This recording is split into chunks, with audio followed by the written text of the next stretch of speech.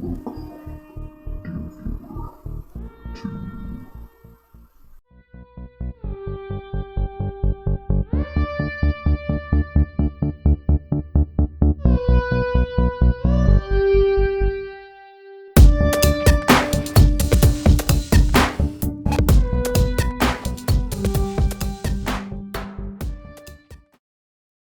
everybody. I am Mr. Porat, and this is the Ramble podcast, where we do just that. We ramble about nonsense. And for anybody that is returning, thank you for returning. And for those that are new, hopefully I don't scare you away with this episode.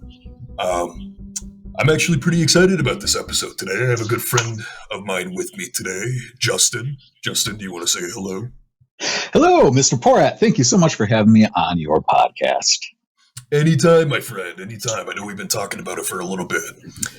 And we're pretty excited. This episode, it's going to be a little bit different than the first. It's going to be a lot more rambly. It's not going to be necessarily as structured with questions and all that. But the idea is we were thinking about our favorite stories across mediums.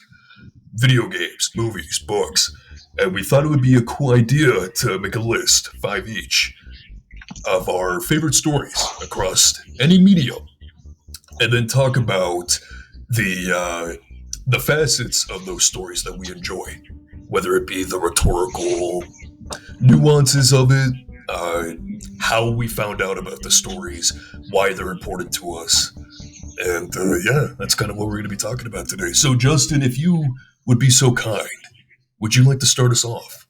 I would be honored. All right. So the first story I would like to talk about is The Sopranos.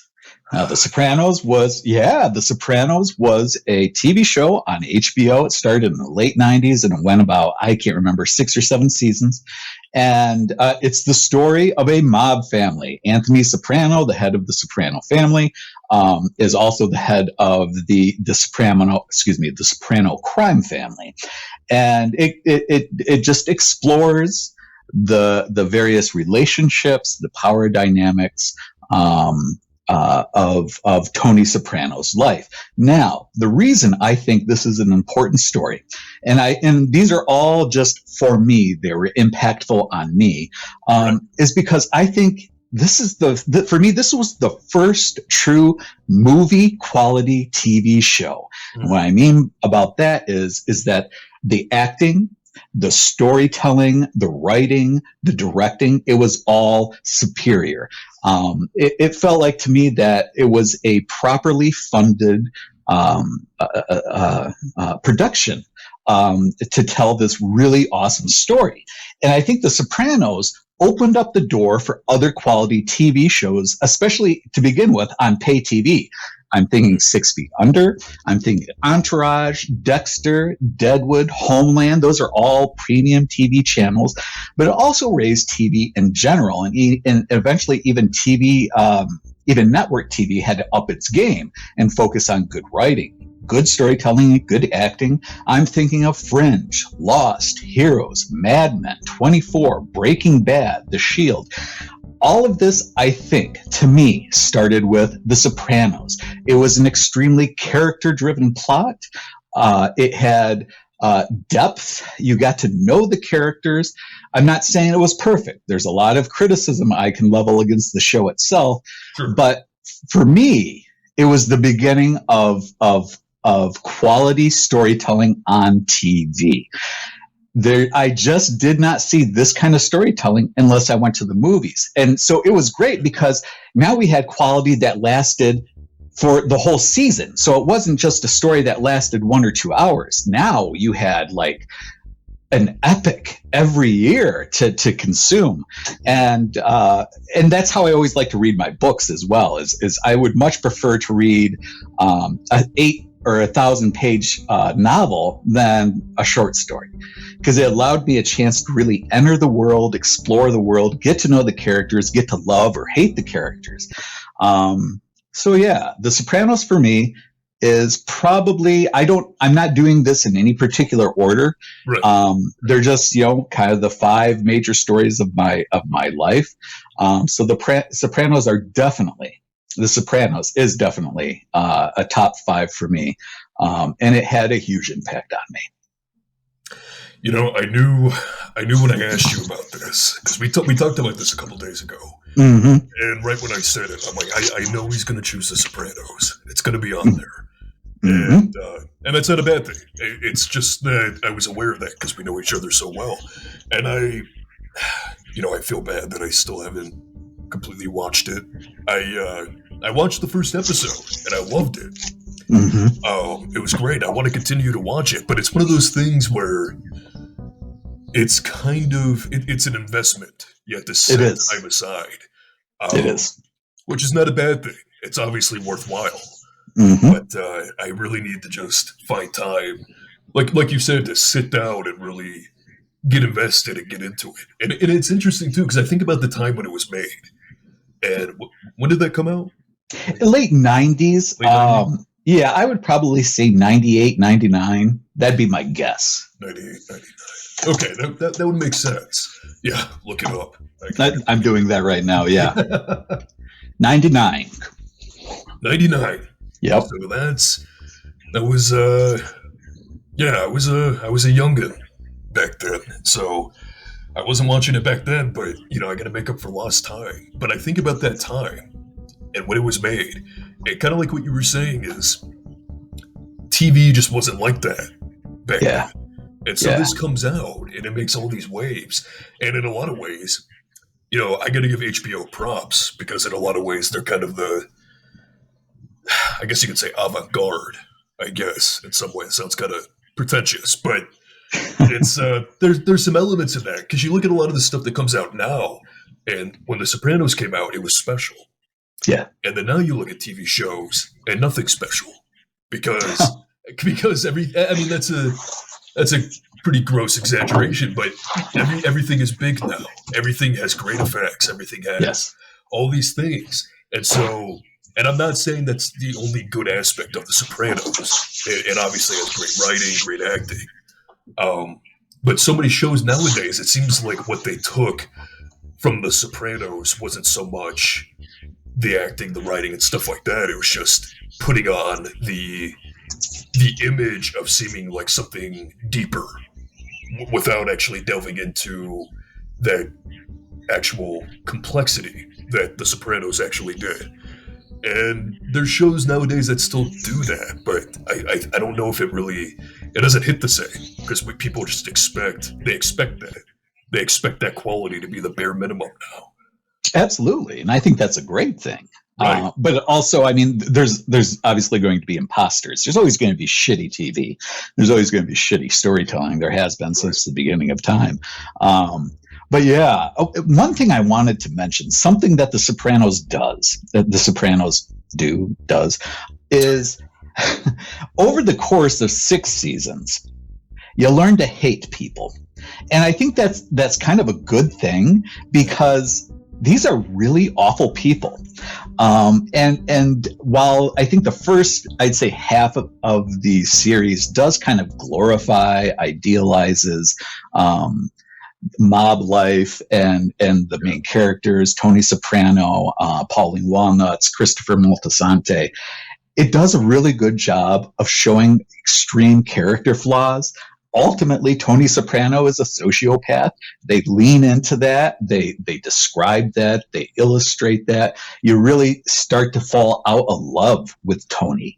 And interestingly enough, when that started happening in the show, the actor James Gandolfini was actually going through a rather difficult time in his life. His addictions were getting the best of him. He was drinking more. He was going out late. He was partying, all this stuff. And I see a kind of an equivalency between the real life James Gandolfini and his character Tony Soprano in the show.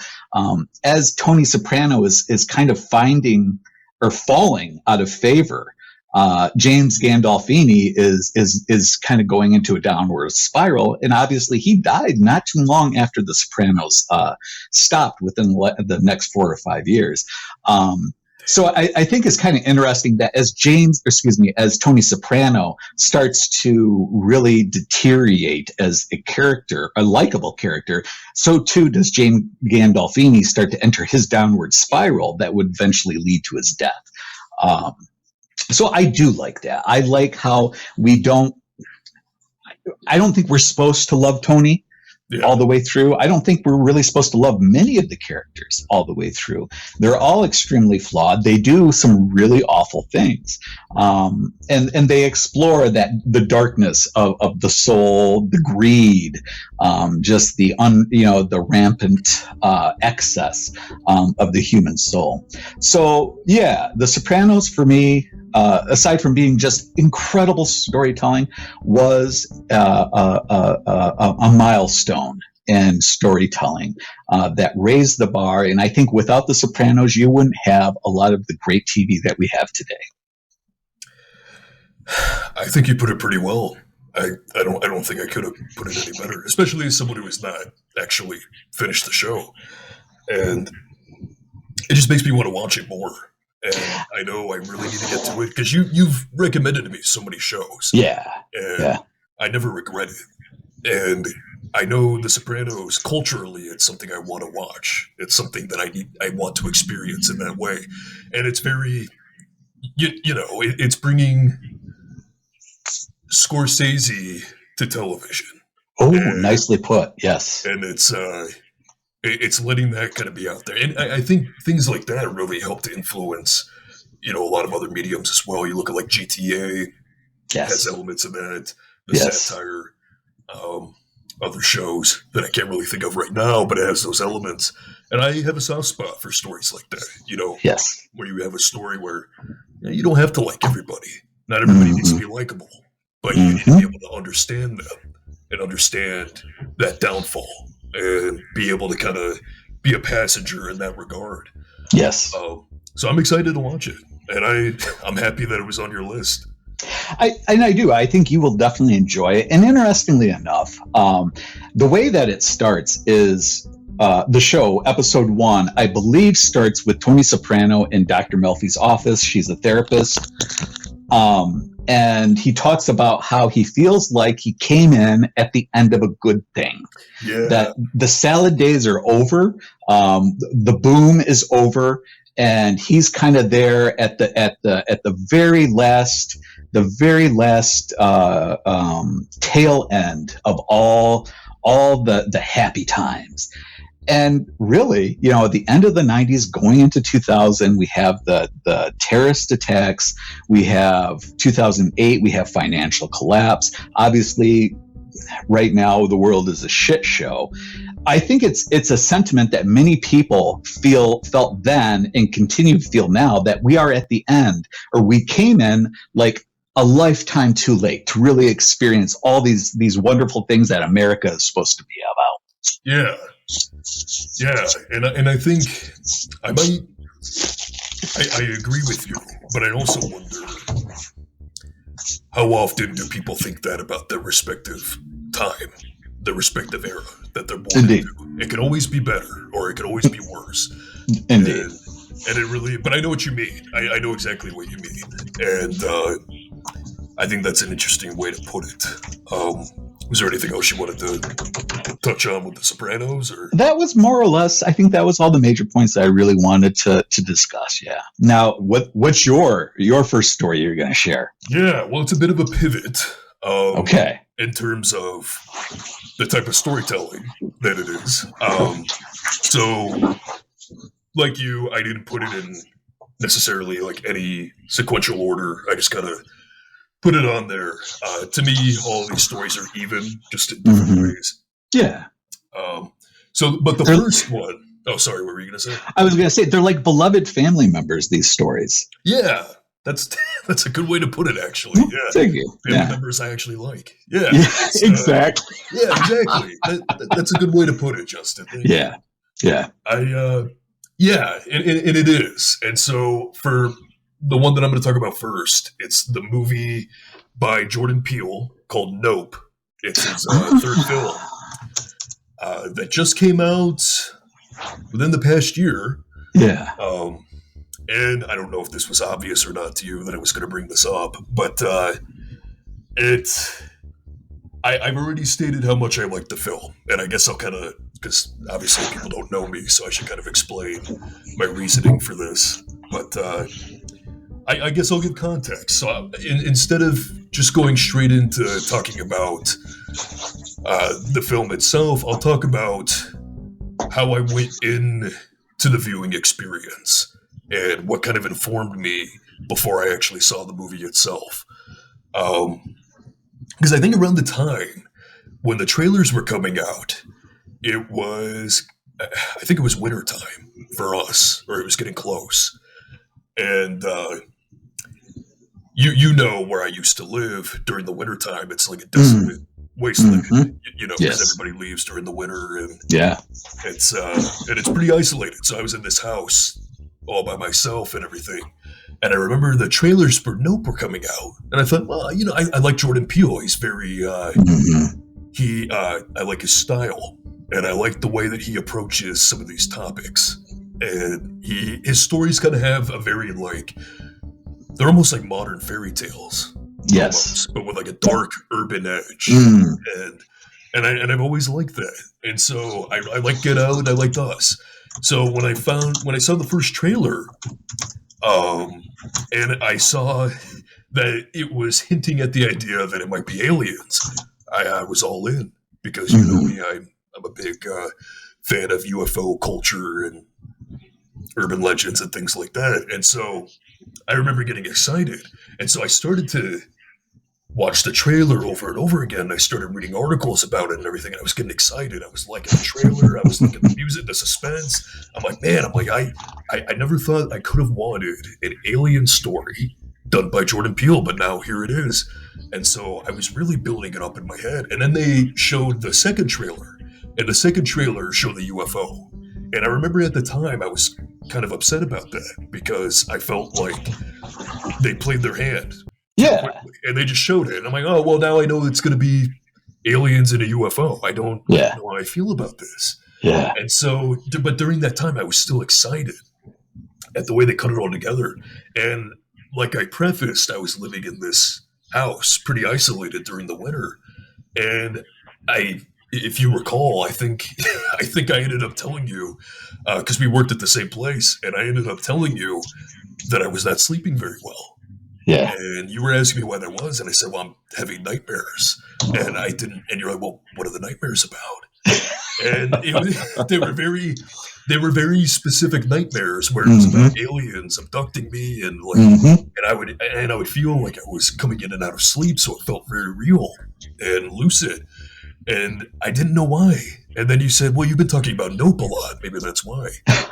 And it started to kind of dawn on me. Yeah. So I had this creepy, frightened persona just from the trailer, because I was forcing that on myself.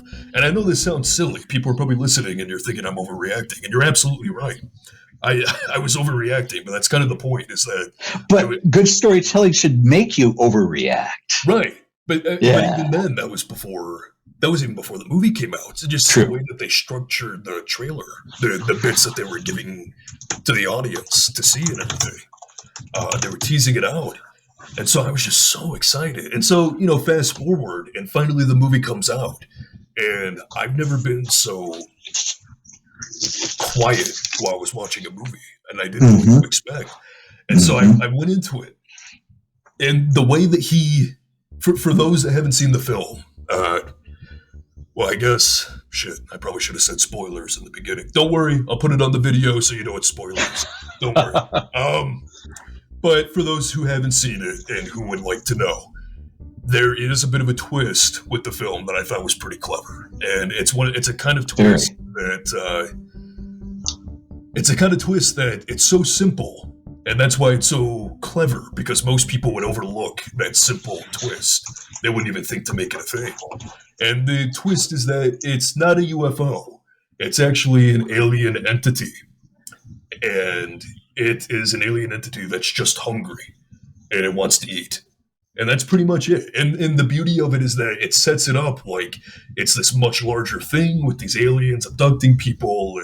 And in the beginning, you have no idea really what's going on at first because there's flashbacks to one of the characters and this incident they had with an ape, which are some of the best scenes. And terrifying, by the way. They're terrifying, and without any stupid jump scares. It's just building tension. Yes. And it plays with your expectations of what you expect of an alien invasion and stuff like that. And it keeps subverting your expectations. And it's almost Lovecraftian in a way. I was thinking about, because I didn't think about it when I was seeing the movie, but afterwards, there's, in one of his stories, I don't know which one it is, I'll have to look it up, but he does describe these disc-like creatures that are sucking things up, that are flying over the landscape, and they don't like to be looked at.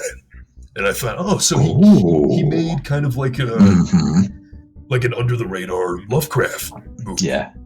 And that was Cowboys. And a cowboy Lovecraft movie, yeah. And that's the great thing about the movie, is that it doesn't fit. And you know, I will comment on this. I know from some people that I've seen, some people say that Nope is their least favorite of his movies. Ooh. And I think I can understand that perspective. I don't agree with it personally, but I understand it.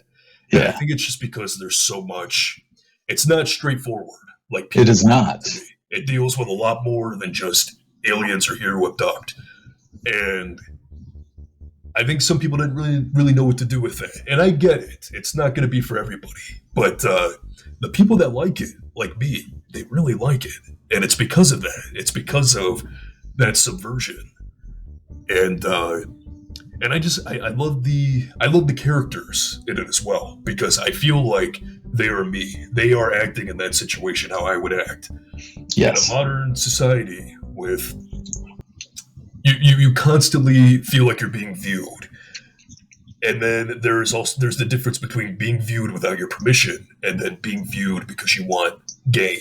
You want something, you want power, you want money. And it's dealing with these people where in the world we live in, you would get a camcorder and you would try to record it and make a lot of money. And it's just so realistic in that aspect. And then I do know that it's very metaphorical, and more so than his other movies. And I know for some people that could be a little too much, but I think more so than all of his other movies, this one is very fairy tale. It's not very logical, but it's that way by design. Yeah. Essentially. And I'm going to stop right there because I could go on and on. But you mentioned fairy tale twice, and I think very much to me it's very much a grim fairy tale. Yeah. And I really liked it. And there's the things you just brought up. We could go into and talk for hours and hours on each topic. Right. What I found interesting, the rhetoric of the trailers, how they subverted your expectations. Exactly. Because it felt like, as you said, like they gave it away. They showed Jaws too soon.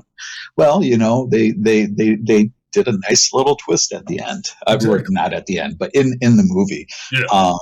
And I just have to say that one of my personal fears is being attacked by a chimp. So I found this movie extraordinarily, on a deep primal level, terrifying, because it was intense. It was intense. And I also think, and you were the one that brought this up. We watched this together, if you remember. I had no idea going in what it was about. I just knew it was called Nope.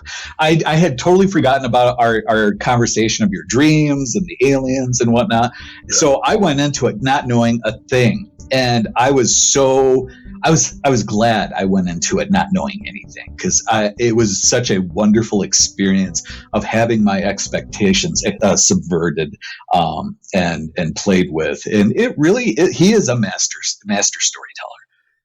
He is, and I would say, I don't know what his fourth movie is going to be about. I know people are talking about his fourth movie and it's coming out.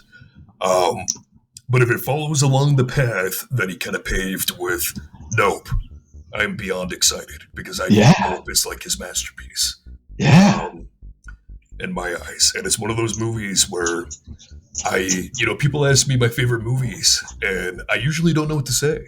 Yeah. But nope, it's in there without a doubt for me, because it hits every. It's not a perfect film. It's not. I don't even think it's the best film ever made, but it's one of my favorites. Oh, it's damn good. Yeah. And it hits every beat that I look for when I watch a movie, and it never goes too over the top with humor.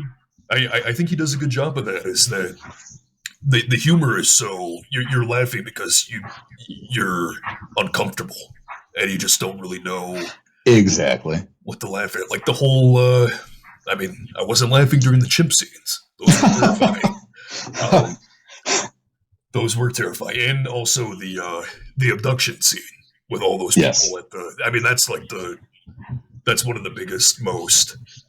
Because I think I might be claustrophobic, and so it has that aspect of it as well, as people are they're literally being sucked up and ingested by this giant creature. And like you said earlier too, with the rhetoric of the movie trailers, and just the way that they show that UFO in the trailer, knowing that people are going to think automatically, well, there's green men inside that UFO, and then they subvert that. And so after the fact, it was great. For the purposes of time, you should probably move on to your next one, because I don't want to. Sure. One last comment. I really liked your observation about it being an under the radar Lovecraft movie. I think you could actually probably maybe write a paper about that or something. That would be a really interesting analysis. And I wonder if he did that on purpose or it just happened. But regardless, I think I really do like that aspect to the movie, and it's definitely there because we do not know what this thing is. Right, they never tell you. Yep, exactly. Okay, so my turn next? Yes, please. Okay, so for my second one, and this has to be Bloom County. Have you ever heard of it? No, what is that? Bloom County was a cartoon strip back in the 80s and 90s. It was written by a man named Berkeley Breathed. It was, imagine Doonesbury, but more focused on small town living. Very political, extremely political, but at the same time, he painted his characters with such vivid illustrations. It was a cartoon strip with a cast of, there was an amoral lawyer, a penguin, a cat. Have you ever heard of Opus the Penguin? Yeah, I'm looking at it right now. There you go. Yeah. Familiar. Yeah. Yeah. I've seen the art style too. Yeah, exactly. There's a sentient computer, a young black scientist hacker, an elementary school political campaign manager, and there's just a gaggle of misfits and losers and talking animals and fantastical creatures. And it was absurd and whimsical, and it's sometimes tragic. And it really was much more poignant than a comic strip had a right to be. For me, I started reading it when I was in probably second grade, and honestly, it was very adult. There was a lot of topical political humor that went right over my head, but at the same time, there was still this magical.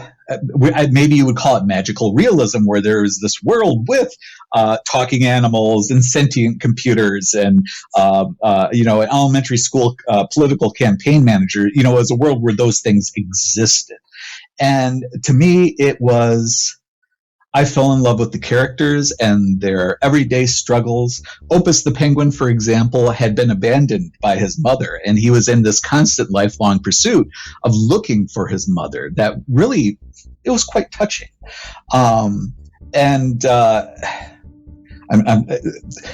There is very much a part of my imagination that still lives there. It's a world where animals talk to children.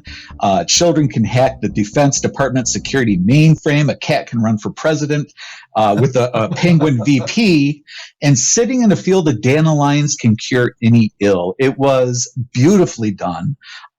It was also very topical. It was Berkeley Breathed was a very vocal critic of Donald Trump way back in the 80s and 90s. And he had Donald Trump. I mean, he would write a caricature caricature of Donald Trump. In fact, due to some bizarre accident, Donald Trump's brain ended up in Bill the Cat's body. So Donald Trump was Bill the Cat for a while. But nonetheless, he really pointed out what a piece of shit Donald Trump was, and how he kind of personified all the awful qualities of America. The consumption, the gathering of wealth, despite the consequences for those less fortunate. It was a really important building block in my psyche. It really influenced my creativity. To this day, I love the idea of a magical world where your best friend can be your dog and you guys can talk about politics. So it was, to me, it was one of the foundational building blocks in my appreciation of storytelling, and the ability he had to make his characters truly lovable is amazing. And just like The Sopranos, I think Bloom County is a character-driven story. We care about the characters. That's why we tune in, or that's why we opened up the newspaper to look at to read the script. It was about people, even if the people were four-legged people, but it was about people, and discussing power dynamics, and discussing desire and dreams and fears, and just the everyday trials and tribulations we go through, and how laughter can heal. So for me, Bloom County is definitely in my top 5. It was a piece of storytelling that I read during my very formative years, and I think it really helped me develop a cynical, critical sense of humor, and it helped me develop my imagination as well. I loved listening to you talk about that, because that was so. Did he have an influence on Calvin and Hobbes? He had to have. Yes, yeah. I'm sure he was a big name. Even if he wasn't like Charles Schultz, everyone knew Opus the Penguin, Yeah. I do think he influenced the next generation of cartoonists for sure. I absolutely think so, because I was thinking about, because one of the things that you were bringing up was the idea that you could live in a town and a cat can run for mayor. Yeah. Whatever. Just these random things. And I think about seeing that in more modern cartoons. Like, did you ever hear of the cartoon called The Regular Show? God, that sounds familiar. You'll probably see it. But I just can't quite remember it. Yeah. It's I never really watched it that much, but it is kind of almost, I don't want to say the same concept, because they've probably done it different ways, but it's this town where there you'll find, like, there's a sentient gumball machine, and there's a blue jay, and they're all anthropomorphic, and no one really, they don't draw much attention to it. Everybody just accepts that they live in that world. And it's interesting to see that. I also think of, like, now I'm trying to think about how they do that in other stories that I've seen. Like, I think of maybe Dragon Ball. I think of Dragon Ball, because they have anthropomorphic pigs and dogs and that, and they never explain it. They're just there. They're just there. And, Akira Toriyama was like that. He never really got bogged down to the details. He just drew his stuff and trusted people would accept it. And it sounds like it sounds like his name's Berkeley, right? Berkeley. Berkeley Breathed. Breathed. Yeah. And it sounds like he kind of has some of that in him as well. But it sounds like he obviously was more focused on trying to portray some type of social message, whereas Akira Toriyama made a manga about people punching each other really hard. I'm not saying they're the same thing, but it's just it is interesting to see that, and it kind of makes me want to check it out. I would highly recommend going through. I had every single one of his books. for Bloom County, and it was, for me, it was a wonderful journey. And I guess that's a good way of putting it. Reading Bloom County was a journey, and when you find a story like that, it really is special. Yeah, and I really like that. And I was going to say, it was on the tip of my tongue, and I really hope I didn't forget it. It was a recommendation, actually. Because if you do appreciate elements of that where there's anthropomorphism, there's this comic strip called, not a comic strip, but I think it's a graphic novel. It's called Black Sad. Black what? Black Sad. Okay. I've never read it, but I've heard it's pretty good. Okay. And I would also probably recommend the graphic novel Fables. Oh, God, yes. Yeah. Those are awesome, for sure. Those are pretty cool. Those are very, very cool. And you had also mentioned Calvin and Hobbes, which could have very easily taken the place of almost any of the other stories I've put on this list. That, too, was an important piece of storytelling for me. I remember the first strip of Calvin and Hobbes I read. It was in the Grand Rapids Free Press. I was at my grandpa and grandma's house, and I just remember reading about this stuffed tiger that turned into a real tiger, and I instantly fell in love. So it's worthwhile, as the Calvin and Hobbes too is worthwhile to check out, and for very much the same reasons. It's this world of magic and imagination where you just don't question things about talking tigers or spaceman Spiff. That's Calvin and Hobbes. Exploring the galaxy in his red radio flyer. So anyways, that was my second pick, Bloom County. I highly recommend going through and reading a little bit of it for sure. Absolutely. You heard it here, folks. Go check it out. I know I am. That's right. That's right. All right. Well, I guess it's my turn. So again, this is probably going to be a little bit of total whiplash. So I apologize for everybody that's listening. We're going to pivot. So for my second choice, it's actually 3 books, but they are a trilogy. And you already know what I'm going to say. Yep. So for those of you that don't know, there is this book trilogy, and they are referred to as, I think it's The Remembrance of Earth's Past. Ooh. I believe so. The first one just got a Netflix adaptation, and it's called The Three-Body Problem. The second book is The Dark Forest, and the third book is known as Death's End. The books are amazing. I couldn't recommend them enough, but you need to go into it with the understanding that they are Chinese sci-fi that have been translated into English. So if you're going into it expecting an American perspective, or what you come to expect from American sci-fi, this will not be it. And obviously that feeds into my problems with the Netflix show, which I do not want to get that much into, because I would like to be happy for the remainder of the day. But I will get into the books and just why I find them so fascinating. And I think a lot of it comes down to, I should preface, I am not Chinese, nor do I speak Chinese, nor do I claim to have the best understanding of the cultural intricacies in Chinese history. That being said, I do appreciate that it is from a Chinese perspective, and it creates this story that I have not necessarily seen. And I was thinking about that the other day. These books, for those that don't know, they are about an alien invasion, essentially. And the first book really plays with that. It doesn't immediately tell you what's going on. And it's a big buildup. It's basically a thriller.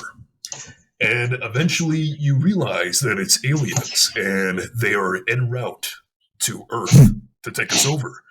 And the beauty of it, though, is that in a lot of other books, you'll have these alien invasion books, and the aliens are already there, or they will be there very soon, or they left. And things of that nature. But with the three body problem, it's different because there's an alien invasion coming. People know about it.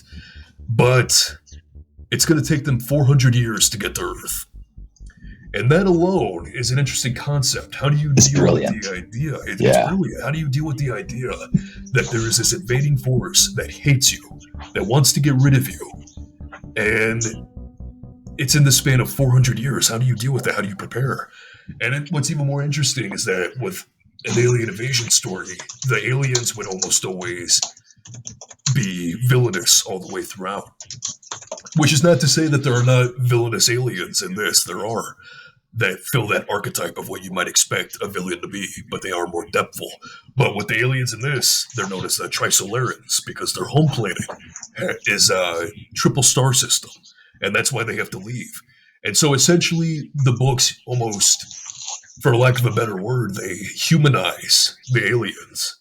And it makes you realize that if humans were bred in the same ecosystem and circumstance as these aliens, we may do the same thing. Mm-hmm. Because these aliens grew up in a very harsh environment, and they realize that they're running out of time. They need to get a new home.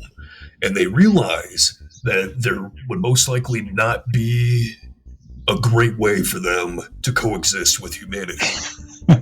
And they take that as, well, this is nature. We're more powerful than the humans. We're more technologically advanced. Let's use that to our advantage and move in. It's nothing personal, right? It's just survival. And it's all these unique concepts like that, like genocide and like cultural decimation, and what that looks like. And also how an invading force can change your culture. And obviously there's real world analogs to that as well. And it's just all of that. And there's some of the scariest horror novels I think I've ever read, and they're not even horror. And it just has some of the most existentially terrifying aspects in them that I've ever seen in sci-fi. There's a lot. I mean, we could, again, this is a topic we could discuss. Yeah, we could just talk about this stuff all day long. But something you had mentioned about how this, the Trisolarians look at this as if, it's nature. We as humans would have no issue, for example, swatting flies if these flies were in our environment, or in an environment we wanted to live in. We would have no issue, for example, this is what we've done since time out of mind. We move into a place, we kill all the predators so that the predators don't kill our sheep or our cows or whatever our livestock are. We get rid of the tigers so that they don't kill our children. And we really disrupt the ecosystem. It's just kind of an interesting idea to have that turned around, and now we are the fly, or we are the wolf, or the coyote. We are the pest that needs to be eliminated, so that the more civilized society can come and create something good. Right, and they even comment on that in the book. Exactly, humanity is bugs. So yes, exactly. There's a lot of imagery with that, and it's, I not to give too much away, but for any of those that are interested, I will be doing an episode about the three body problem, where I'll be talking about the books and the Netflix adaptation. So if anybody's looking forward to that, that is coming. I need to finish the books then. Yeah, you definitely do. I do. It was wonderful because I did go into the books not knowing what it was about. Right. And I enjoyed that buildup. I enjoyed the suspense, the thrill. I really enjoyed that denouement where they revealed, oh my God, they're aliens. And then of course, the 400-year preparation.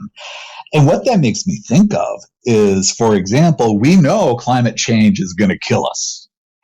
It's not going to kill us today, but 100 years from now. And how are we building up to that? How are we handling that? And I think it's an interesting analog between the real world and this particular story of something calamitous happening very far into the future, and what do we as a society do about it?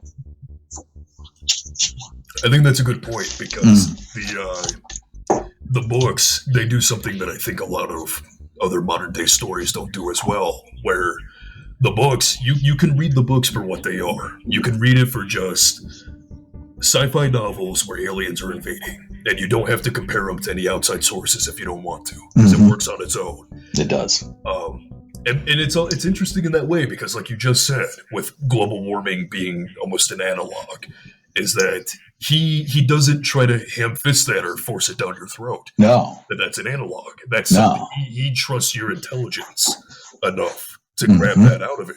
And a lot of modern day media doesn't do that. They spell it out. Yeah. And he never once does that.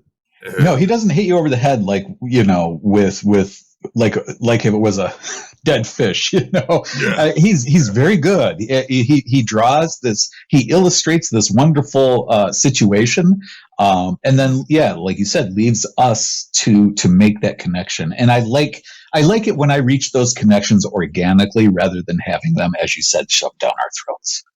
Yeah, exactly.